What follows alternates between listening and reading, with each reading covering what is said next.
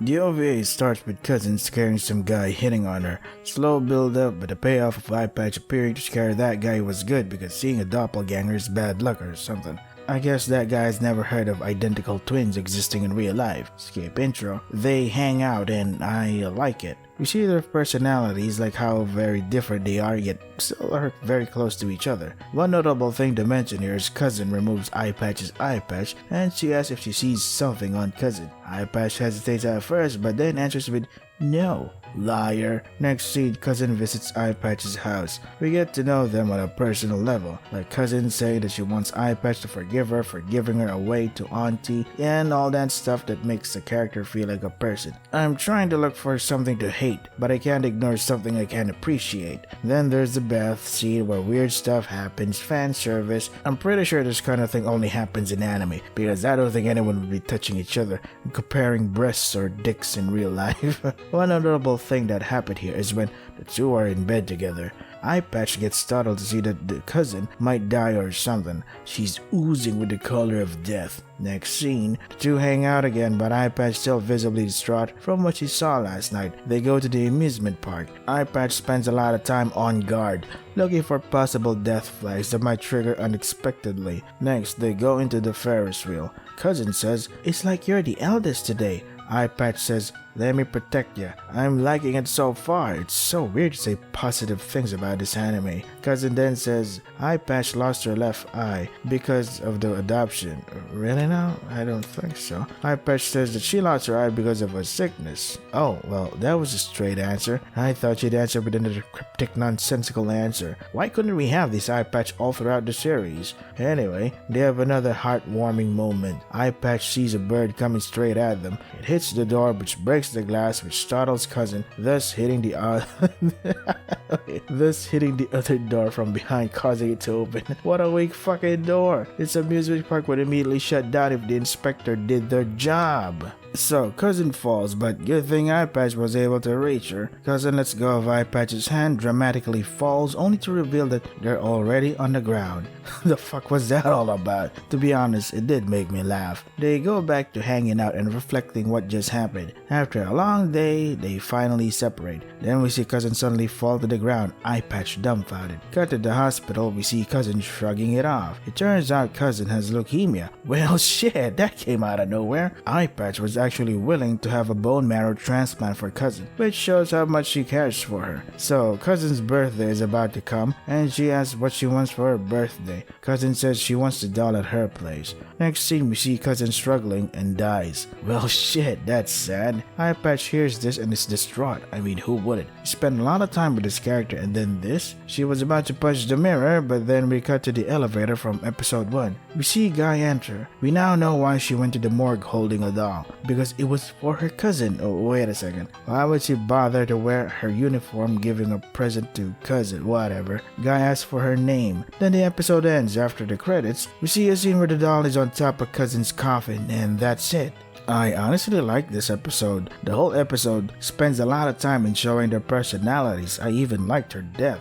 I think it's the best death in the whole series. Let me explain. Setup. The episode introduces us to Cousin and Eye Patch, which is great. Seeing their personalities is awesome for the viewer to care for these people. Then when Eye Patch sees that Cousin might die tomorrow, and the viewer sees this, we're now locked in suspense. Build up. Eye Patch does what she can do to protect Cousin, which is great. We root for Cousin's safety too because we like her. Then when we see Cousin and Eye Patch on the Ferris wheel, we're scared. Is this how Cousin finally dies? Then it is revealed to be a fake out, which relieves the viewers from the stress. It's great. Payoff. When we finally thought that this would actually end well, we see Cousin collapse because it is revealed that she has leukemia and that's what killed her. That was a great setup, build up, and payoff. We know that Cousin will die. We just don't know when and how. Even though the death came out of nowhere again, it is never brought up in their previous conversations. In the last minutes of the episode, we see Cousin look like she'll be fine. Maybe it's another fake out. Then cut to her suffering, then she died. Great episode. Conclusion. I get why people like it now. It has amazing visuals, great soundtrack, and the atmosphere is incredible. It's all wasted on the horrible writing, awful slow and boring pace, terribly cryptic and nonsensical dialogues though. I get that people will like the look of something, but I need more than something pretty to look at. I can't stand having to endure so much useless visuals and scenes that add nothing but to prolong an episode. There is a piece of media that has plenty of visuals and is deliberately slow and boring, and it is one of my favorites. This animated film is called 5 centimeters per second by Makoto Shinkai, who also directed Your Name, which everyone likes. I think I'm the only one that didn't like that film at all. 5 centimeters per second is slow and boring, but it is also isolating, suffocating, anxiety-inducing, and you're longing for that happy ending to come, and you will always be left with that longing feeling until the end of the film. That's the brilliance of it. You want something good to happen to these characters, but sometimes there is no happy ending, or maybe that is the happy ending from a certain perspective. Rewatching that film made me remember my long distance relationship and all the things that we could do if we ever met up, which we never did, and there's nothing anyone can do but to either move on or get stuck in the past, affecting your present and eventual future. There is a point to its dull and boring scenes because sometimes life isn't that exciting. Life is life. Although I love the movie, I'm not blind to its flaws though. This anime, on the other hand, the visuals are nice to look at, but doesn't add anything to its story.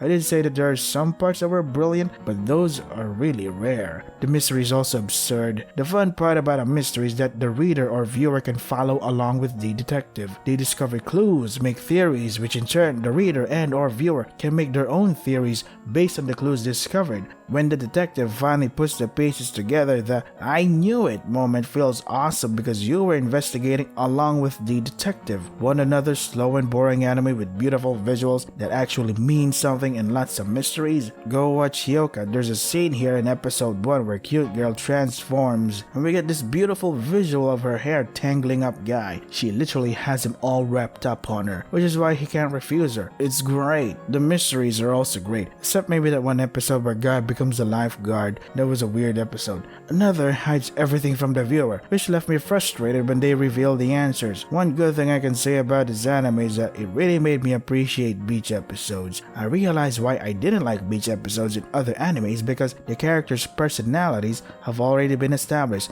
so I don't see the point of this. I just want the plot to move forward, but when I sat and observed it properly in this anime, their personalities shine like discovering buried treasure. The anime should have had more of this visual storytelling, visuals that actually matter. If I would rewrite another, I'd have the useless visuals removed and focus on everyone talking, which shows the personality. Remove the cryptic nonsensical dialogues and talk like any other normal person. Let the viewers know from the start what the rules are and have the anime creatively find loopholes that the curse can exploit. Have Eye Patch actively avoid Guy while Guy tries lots of ways to make Eye Patch to talk to Guy until probably Guy saves Eye Patch from something like, I don't know, almost getting hit by a car. Guy pulls her out of harm's way, which is why Eye Patch finally decides to open up to Guy instead of in the anime. Eye Patch continually talks to Guy with such cryptic nonsense. I would never wish this anime upon my worst enemies. This anime is so boring that it makes me want to play Corpse Party instead. Corpse Party's writing is bad, unbelievably bad, but I prefer bad writing than boring writing. Whenever I need a bad example, Corpse Party immediately comes to mind. Fuck that game, I'm not done with you. I don't like this anime. As a fan of writing and good storytelling, this is not my cup of tea.